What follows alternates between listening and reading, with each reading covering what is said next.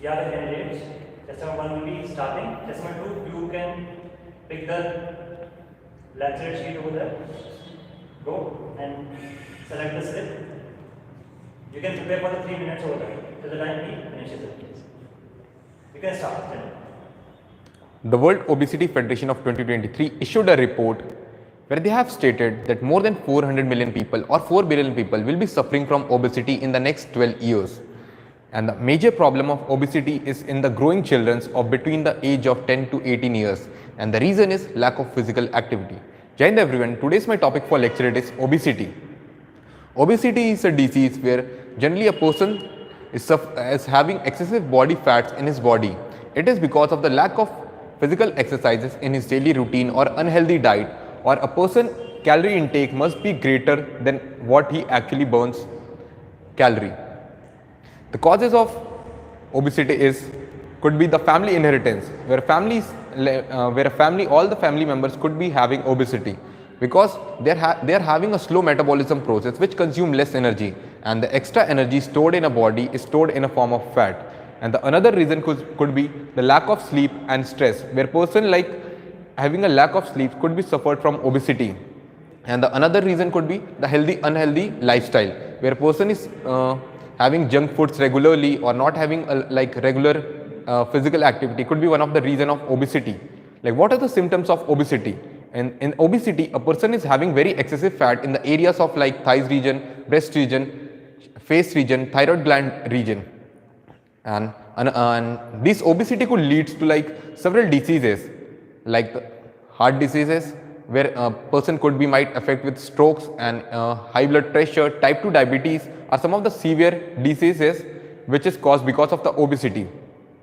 Coming to the prevention part and concluding to my lecture, like the obesity is basically a problem in many people of the growing age, and it is because of the unhealthy lifestyle. There could be preventive measures for you, like they should follow a good healthy routine, a proper diet and a healthy lifestyle, and they should include yoga and some physical activities in their life which would reduce obesity. Thank you.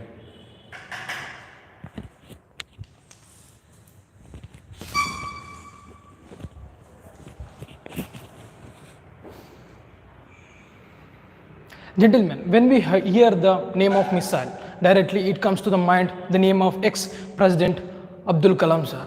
Gentlemen, today I am here to deliver a lecture topic on missile development, missile program in India.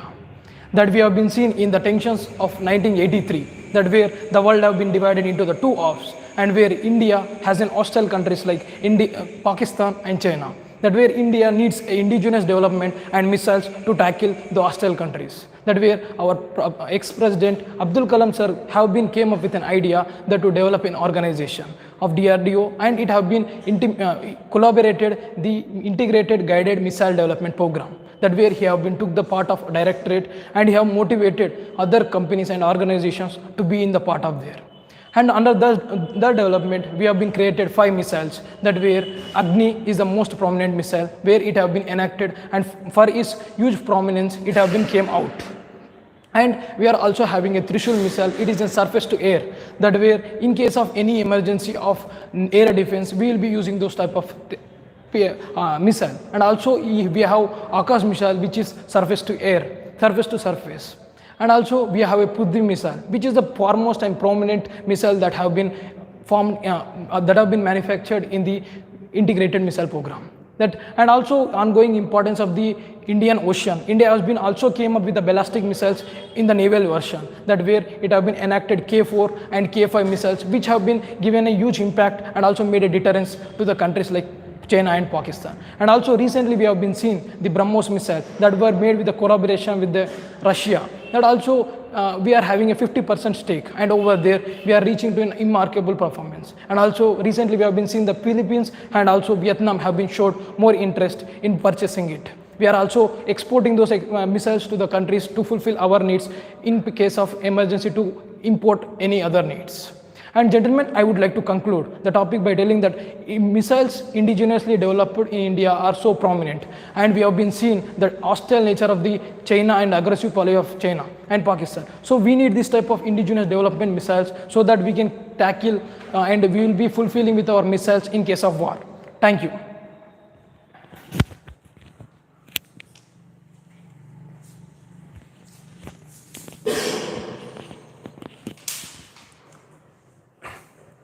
There was an article in the Constitution of India which empowered the state of Jammu and Kashmir to define the permanent settlements of the state.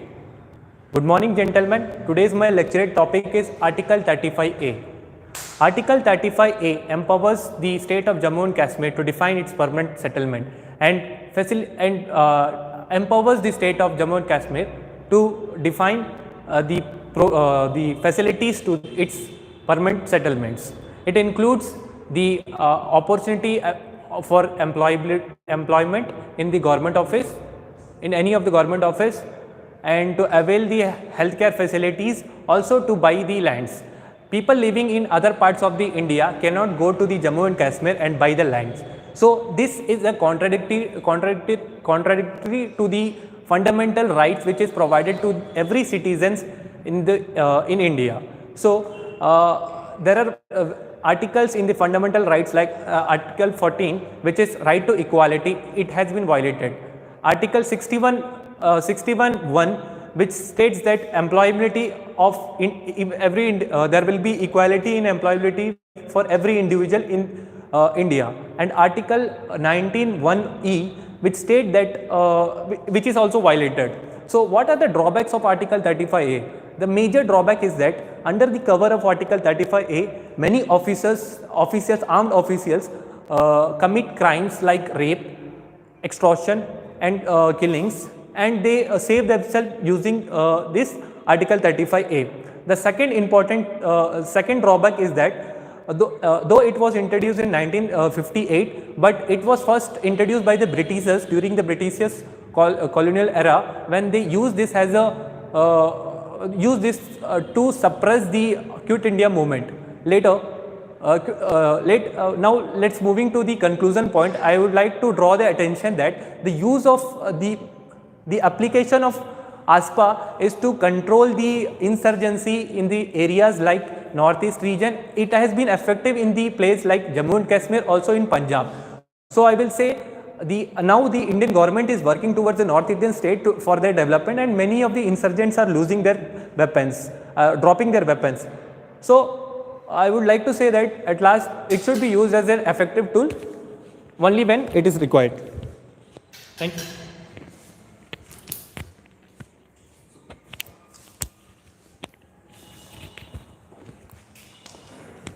Good morning, all of you. So my topic is global warming. As we all know, global warming is a very important issue for all of us. That's why the very important treaties and very important and sessions are going on in all over the world.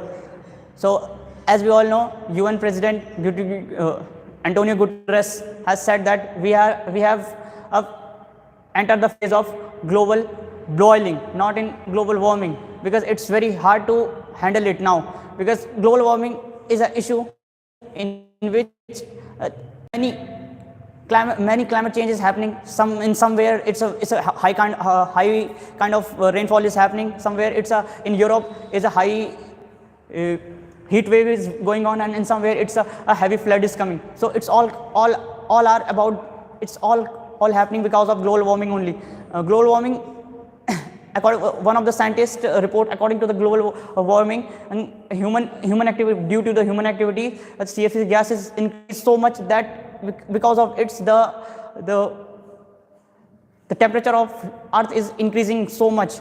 That's why it's keep getting hotter and hotter. And if we can't tackle it, so in future it will cost us a lot. According to a scientist, if we can't sustain a 1.5 degree of average Celsius, so in future we can't able to handle us so much global changes in all over the world. We have a result for global warming. There are many results. We all know that in a global warming, glaciers are melting, but one of the theory is by the global warming, and we can say there is one of the theory is by global warming, there is ice age is also coming if we can't tackle the global warming. So we have to stop them, and for that we can plant more and more trees. We can use sustainable development, and we can use reusable reusable waste, and we can also, and our country, our nation is also contributing in so much for it, like 2017 we having a net zero emission. Our Indian Railway is also contributing that net zero ambition in 2030. Thank you. There are 30 more seconds. So for global warming has many results, as we know that in global warming, there is ice age is also coming. There is a phenomena how ice age is coming, because there is, in Atlantic Ocean there is a Gulf of Stream, which because of which because of Gulf of Stream, which we all know that which is thank you, sir.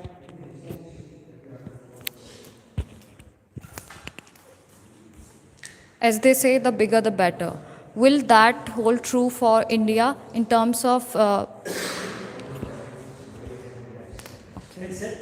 Relax yourself. Fix it over. Stop. as they say, the bigger the better? Will that hold true for India in terms of population explosion? Sir, shall I start again? Stop. As they say, the bigger the better. But will that hold true for India in terms of population? That India has surpassed China in terms of population. We have been reading these headlines in the newspaper from the UN. This is Manisha Best, and today my topic of the lecturate is population explosion. So India is rich in demographic dividend, but if it is not skilled and managed properly, it could be turned into disaster. India currently holds 1.4 billion people and ranks world's #1 largest country with the human population. Well, there are certain causes for this explosion. For example, we have historic high population, and total fertility rate and birth rate are comparatively high, and due to illegal immigration from Nepal and Bangladesh, our population density has also been increased, and there are sectors where we can work on this population, like using like harnessing the population with skill India development, and employing people with good skill set. Now, where we lack in providing quality education in the primary sector. As we know that China had started investing in primary sector back in 1984, and India started in 2009. So we are 23 years back from China. But as China is witnessing the economic boom, we can also expect the same will go for India also, because we have the similar demographic dividend and we can work on it. Thank you so much, everyone.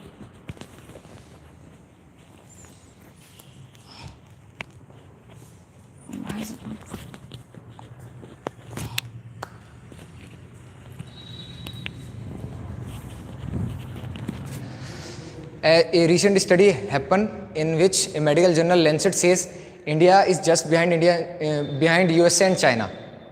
So, gentlemen, as being a country who stands at 111 Global Hunger Index 2023, we are one of those countries who has so much obesity, and I will tell you about I am going to speak on daily exercise, and I will tell you about the benefits and what is the challenges we face.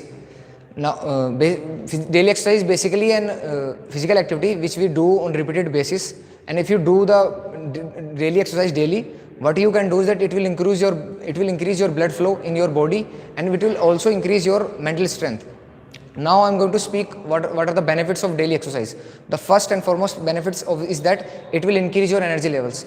When you do the daily exercise daily, it will improve your cardiovascular system, which will help you to become more energized in your life, and everything seems easier in your life. And the second point is that it will increase your brain function. When you do the cardio at around 30 minutes, it will increase the blood flow in your body, and it will automatically release a chemical hormone which will boost your concentration power and memory skills. And the third one is that daily exercise also helps your heart properly. When you do exercise daily, it will reduce your blood pressure and also reduce your cholesterol level. And talking about, it will also increase your muscle strength. As you can see that when you physically work out daily, what you can see that your tendons, your ligaments, they also increase by this, and it will also become you more flexible in your daily life, and also it will reduce your lower back pain. And talking about my conclusion part, I would say that a daily exercise person is not only a fitter, but he also a better person and a happy person. And what government can do, that they can promote games in corporate sector, which will help people to become more energetic. And also in the rural areas, government can promote rural games, which will also people to tend to give them more exercise and give them more advantage towards a healthy lifestyle. Thank you.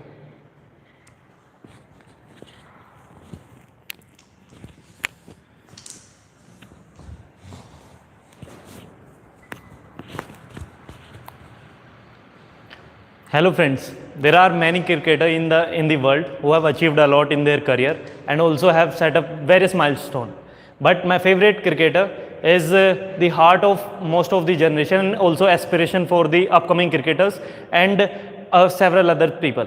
So good afternoon gentlemen. Today I am going to speak over my topic of favorite cricketer, and that is Virat Kohli.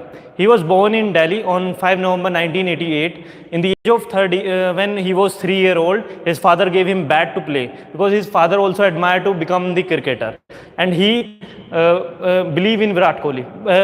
Because of his devotion towards the game and his consistency, he got successful in taking participation in the Under 19 World Cup or 2008 Under 19 World Cup. After that, under his captaincy, the India won the Under 19 World Cup. And in 2009, he got selected for the Indian team because of his performance. And from there, he set up various records, just like he won various awards, like that Arjun Awards, Khel Ratan Awards, and also comes in the list of Forbes and have highest brand value. And apart from this, I like in him, there are various things, that his pressure bearing capacity and diffuse the opponent and later and dominate them. And also when he entered in the ground, he have only seen thought to winning the match at any cost, and also he try to contribute as much as he can. Apart from this, he outside the cricket pitch, he also motivates the youth and also people, so that by advising them how they can improve their performance, and also share his experience how he enhances his skills from normal to the king of cricket, and get the name of it.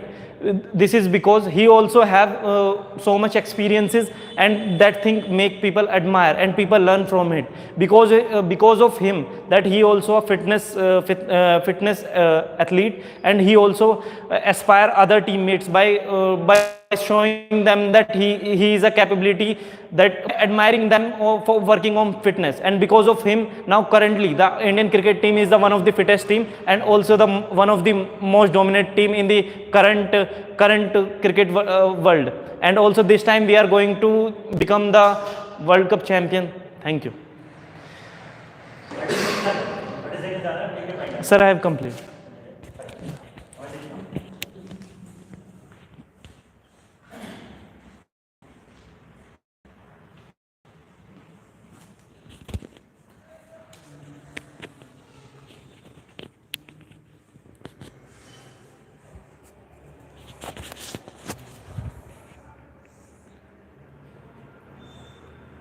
Janjit sir and my dear friends, my lecture topic is CPEC, China-Pakistan Economic Corridor. Friends, in the following time, I am explaining that what is the significance of CPEC in the point of view of three parties. First is China, second is Pakistan, and third one is India. Talking about the CPEC, as I mentioned about the China, it is China-Pakistan Economic Corridor. It was come into picture in 2015 when the Prime Minister of Pakistan went to China for the sake of their iron friendship and to strengthen their economic bond. As initially there was promise that the CPEC bring the prosperity in the whole Pakistan and the transform entire Pakistan into an economic hub from POK to the Sindh to the Gwadar port.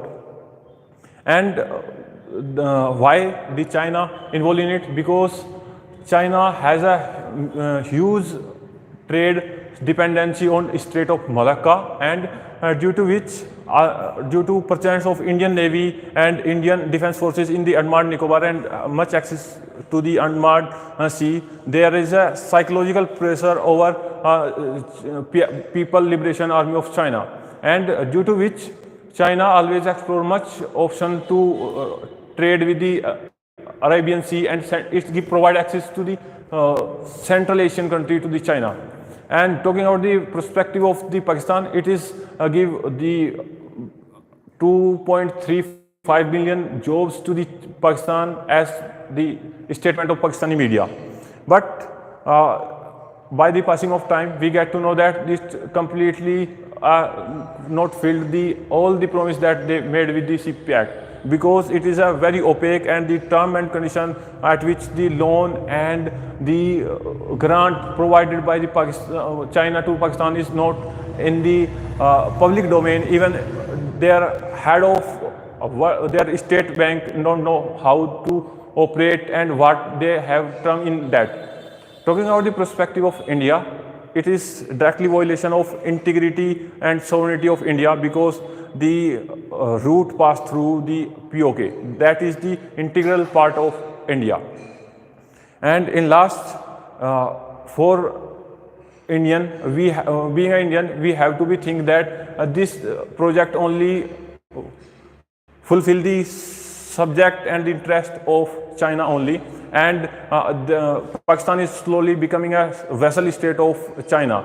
To counter it, the India come into alliance with the European country and the US to build an alliance and providing soft loan for countries like the Myanmar and other.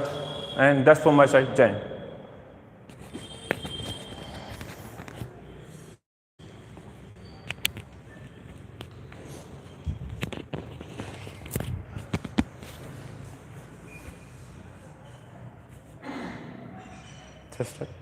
Good afternoon, gentlemen. The topic of my lecture is Budget 2023.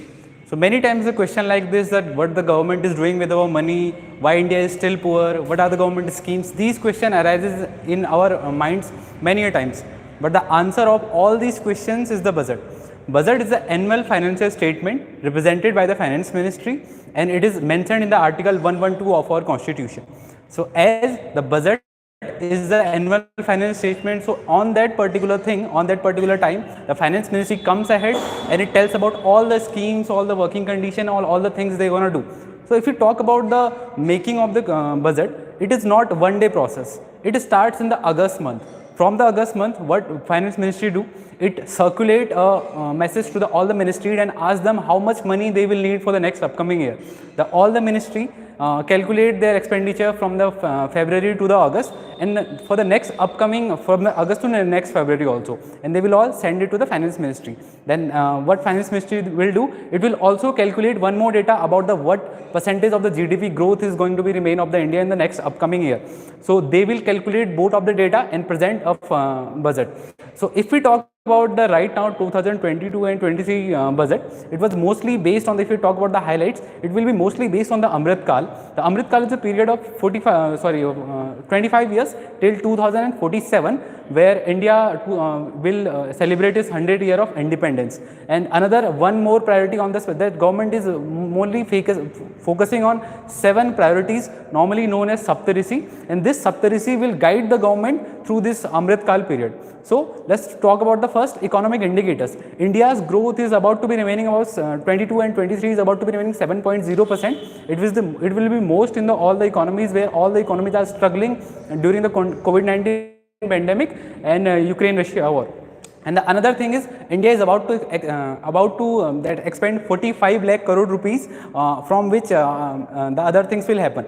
And one more thing is particular there, India's fiscal deficit is India's target to lower it down to the 4.5% till 2025 and 26. So if we talk about the Saptarishi program, the first one is inclusive development. In the inclusive development, the government will basically focus on the agriculture sector, from where the many projects will be launched, like Atmanirbhar horticulture plant will be set up, the PM credit will be increased to the 20,000 lakh crores. The another Saptarishi priority will be that green growth. In the green growth, many green plants will be initiated on that particular thing. The another thing is that youth program. In the youth program, in the youth growth, there will be that Pradhan Mantri Kaushal Vikas Yojana 4.0 will be initiated. Then the another factor one more is that investment and that infrastructure has increased that from 33% approximately.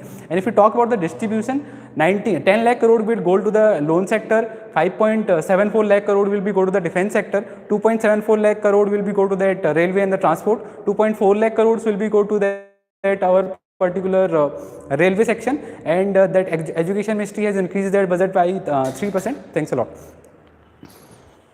Okay, so everyone participated very nicely and you guys are learning well. Keep practicing, things will automatically get better. All the very best for you.